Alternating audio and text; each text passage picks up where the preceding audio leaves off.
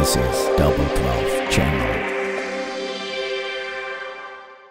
Salam sehat, salam bahagia, dan salam sejahtera tentunya untuk Anda semua yang sedang menyimak video ini. Pada video ini saya akan membuktikan bahwa melaksanakan proses analisis hasil belajar tidaklah sulit, juga tidak rumit, dan tidak pula memakan waktu berhari-hari. Syaratnya mudah, yaitu Anda cukup menyimak video ini secara cermat dan tuntas, serta mendownload file yang saya sertakan dalam deskripsi video ini. Berikut link file yang saya sertakan dalam video ini, dan Anda tinggal klik di link ini, Anda langsung bisa mendownload filenya. Good job. Pertama kita buka dulu YouTube, kemudian kita cari video analisis hasil belajar tahun 2023 di sini pada channel Bambang Susanto Geografi. Setelah videonya ketemu, lalu kita ke kolom deskripsi, kita klik di sini pada tulisan yang lebih banyak. Klik di sini, silahkan download file AHB 2023. Maka Anda akan mendapatkan link download seperti ini, dan silahkan klik di sini di analisis hasil belajar 2023. File yang akan Anda unduh sudah tersedia di sini, dan silahkan klik di sini untuk mengunduh.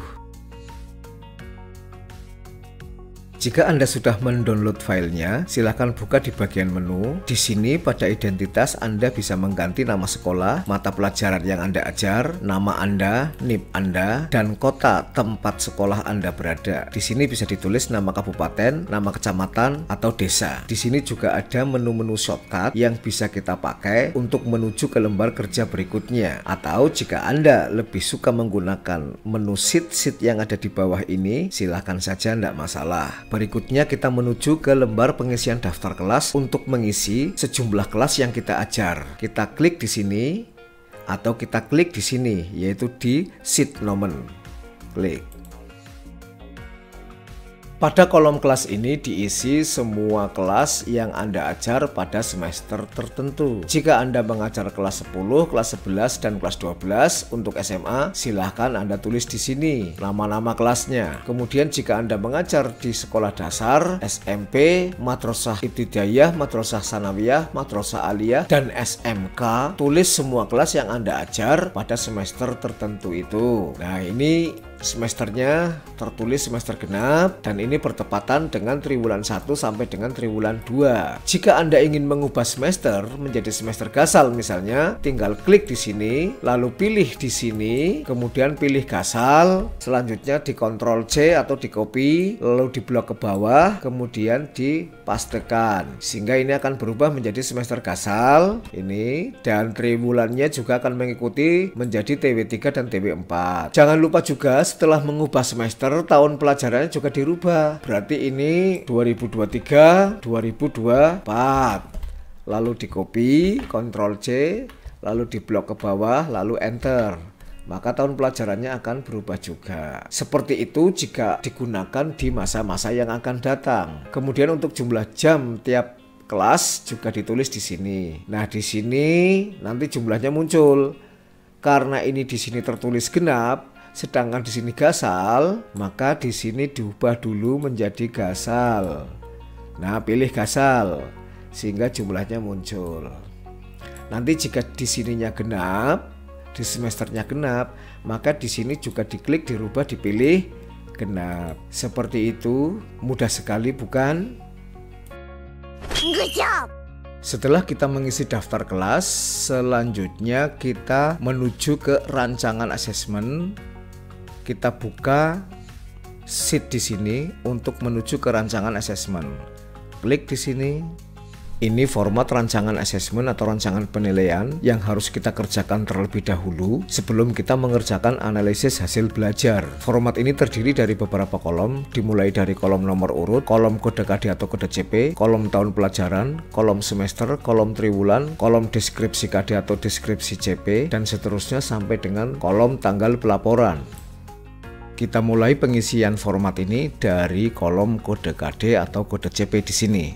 Terkait dengan kode KD sepertinya bukan hal yang baru atau bukan hal yang asing bagi kita selaku guru, karena kita sudah mengenalnya pada kurikulum 2013 di mana pada KD pengetahuan di sana sudah diberi kode secara baku dengan angka 3.1, 3.2, 3.3 dan seterusnya. Kode-kode itulah nanti yang akan kita isikan di sini di kolom ini. Untuk sekolah-sekolah yang sudah menerapkan kurikulum merdeka, kode JP-nya dapat diambil dari nomor urut alur tujuan pembelajaran yang kita buat atau yang kita rumuskan. Sebagai contoh dapat dilihat di sini alur tujuan pembelajaran yang sudah saya buat, dan masing-masing alur tujuan pembelajaran itu saya beri nomor urut mulai dari semester gasal sampai semester genap. Untuk semester gasal saya beri nomor urut nomor 1 sampai nomor 3, sedangkan untuk semester genap saya beri nomor urut mulai dari nomor 4 sampai nomor 6, dan nomor urut inilah nanti yang akan saya masukkan ke dalam kolom kode KD atau kode CP di sini. Setelah kita memahami mengenai kode KD atau kode CP yang harus diisikan di sini di kolom ini, maka yang perlu kita perhatikan berikutnya adalah bahwa kita membuat analisis hasil belajar ini untuk semester apa? Apakah untuk semester genap atau untuk semester gasal? Jika kita membuat analisis hasil belajar ini untuk semester genap, maka isikan di kolom ini semua rincian KD atau rincian alur tujuan pembelajaran semester genap kita masukkan di sini berapapun jumlahnya, dan masing-masing dari KD atau alur tujuan pembelajaran ini kita sesuaikan dengan kode KD-nya di sini. Selanjutnya untuk semester kita klik dan pilih genap kalau memang ini untuk genap. Kalau ini untuk semester gasal, ya kita pilih semester gasal di sini. Namun karena ini untuk semester genap, maka kita pilih genap dulu. Misalnya dalam contoh ini pada semester genap itu ada 3 KD atau 3 alur tujuan pembelajaran, maka kita tentukan mana yang kita ajarkan pada TW1 dan mana yang kita ajarkan pada TW2. Karena dalam semester genap ini terdiri dari TW1 dan TW2, maka kita tinggal pilih di sini ini untuk TW1 dan ini untuk TW2, dan berikutnya lagi juga untuk TW2. Seperti itu. Baru berikutnya tahun pelajaran kita isi disesuaikan dengan semester yang ditetapkan. Jika kita mengerjakan analisis hasil belajar ini untuk saat ini, sedangkan saat ini adalah bulan Februari tahun 2023, maka ini masuk ke dalam semester genap tahun pelajaran 2022-2023. Dan jika dikaitkan dengan TW, maka ini masuk ke TW1. Oleh karena itu pada kolom tahun diisi dengan tahun pelajaran 2022-2023 untuk sebanyak KD atau CP di semester genap ini. Good job!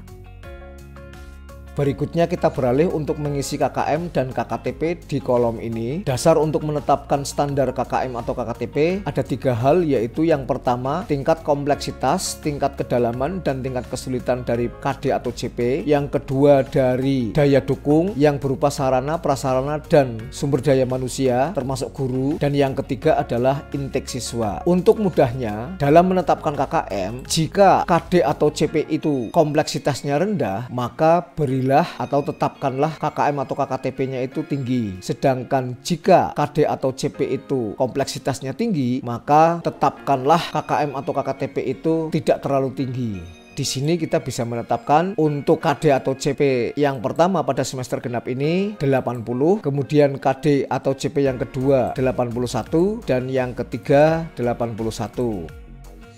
Berikutnya kita menetapkan urutan pelaksanaan penilaian di kolom ini. Jika dalam satu semester ada 3 KD, maka KD yang pertama ya dilaksanakan sebagai penilaian ke-1. KD yang kedua dilaksanakan sebagai penilaian yang kedua, dan KD yang ketiga dilaksanakan sebagai penilaian yang ketiga. Jadi dengan demikian tidak terlalu banyak melakukan penilaian harian, cukup 3 saja jika KD-nya ada 3. Jika KD-nya ada 5, ia dilaksanakan 5 kali penilaian atau asesmen. Kemudian untuk bentuk soal di sini sebaiknya dalam penilaian atau asesmen formatif, soalnya dalam bentuk uraian saja, dan jumlahnya tidak perlu banyak-banyak. Masing-masing KD itu 10 soal saja, 10 butir soal saja. Kemudian waktu pelaksanaan kita bisa melihat pada program semester kapan KD atau CP ini dilaksanakan penilaian atau asesmen. Kemudian lamanya ulangan atau lamanya penilaian atau lamanya asesmen itu berapa jam pelajaran. Nah, kemudian di sini tercantum kelas 10 semua. Jika Bapak dan Ibu ketika mengisi daftar kelas yang diajar mencantumkan kelas 10, kelas 11 dan kelas 12 di sini ini, maka misalnya di sini ini ada kelas 11-nya. Ada kelas 11-nya. Ada kelas 11-nya di sini, 2 kelas. Misalnya seperti ini. Terus kemudian yang lainnya itu kelas 12 semua. Seperti itu.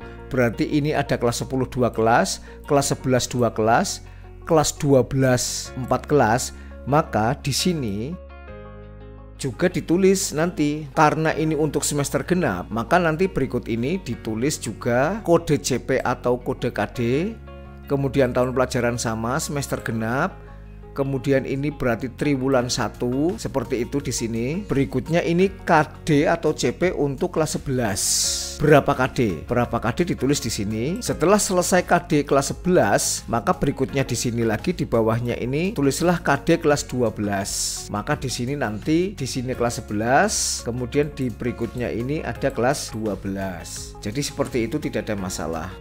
Mengenai penskoran dan pembobotan butir soal, ini terlampir dalam proses analisis hasil belajar. Nanti saya tunjukkan di sana. Jadi kita tidak perlu membuat lampiran ini, karena ketika kita nanti menyimpan dokumen proses analisis hasil belajar, maka ini nanti akan muncul pembobotan dan penskorannya. Kemudian yang berikutnya adalah tanggal pelaporan. Jika dilaksanakan pada bulan Maret, minggu keberapapun, maka dilaporkan tanggal 31 Maret. Jika dilaksanakan April, dilaporkan tanggal 30 April. Dan jika dilaksanakan bulan Juni, maka dilaporkan pada tanggal 30 Juni. Setelah kita selesai mengisi ini semua, maka kita beri tanggal di sini, yaitu tanggal untuk apa? Tanggal untuk penyusunan ini, rancangan penilaian atau rancangan asesmen. Kapan tanggalnya? Karena ini untuk semester genap, maka kita beri tanggal 2 Januari, yaitu bertepatan dengan TW1 menurut kalender kerja ESKP. Setelah kita beri tanggal, lalu kita simpan dokumen ini, yaitu rancangan ini, rancangan asesmen ini kita simpan dengan klik di sini di tombol PDF. Kita klik, nah nanti ini akan tersimpan. Di mana tersimpannya? File PDF rancangan penilaian ini nanti akan tersimpan satu folder dengan file ini, ngumpul di sana. Kita lihat, kita buka. Nah, ini nama filenya yaitu Rasmen, rancangan asesmen. Andai kata Bapak dan Ibu lupa apakah ini sudah disimpan atau belum, klik saja di sini.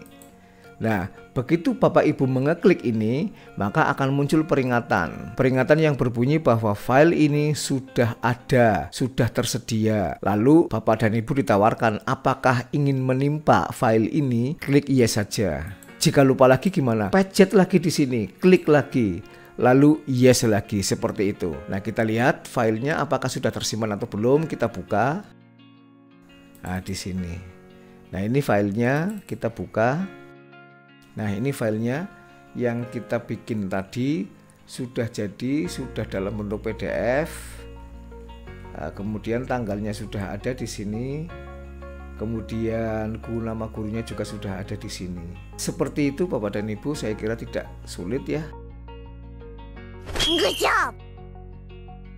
Setelah kita menyelesaikan rancangan asesmen atau rancangan penilaian ini dan menyimpannya dalam bentuk PDF, selanjutnya kita ke lembar berikutnya, yaitu lembar bank soal. Namun perlu Bapak Ibu ketahui bahwa semua KD atau CP yang kita tulis di sini nanti akan muncul di bank soal untuk kita buatkan soalnya. Dan jangan lupa bahwa soal itu dalam bentuk uraian serta jumlah butirnya tidak perlu banyak-banyak, 10 saja. Tidak usah mempersulit diri dengan membuat soal yang terlalu banyak. Ini kan namanya asesmen formatif atau penilaian harian, seperti itu. Mari kita buka bank soal. Semua KD yang Bapak itu tulis pada rancangan asesmen itu muncul di sini. Ini KD yang pertama, ini KD yang kedua, dan ini KD yang ketiga. Lalu masing-masing dari KD ini kita buatkan soalnya di sini sebanyak 10 butir soal. Kemudian rumusan tiap butir soal saya batasi karakternya 400, maksimal 400 karakter. Jadi nanti akan muncul di sini. Kalau Bapak dan Ibu sudah mengetikkan rumusan soalnya, nanti muncul jumlah karakternya di sini. Kalau lebih dari 400, maka sistem menolak, tidak mau. Good job!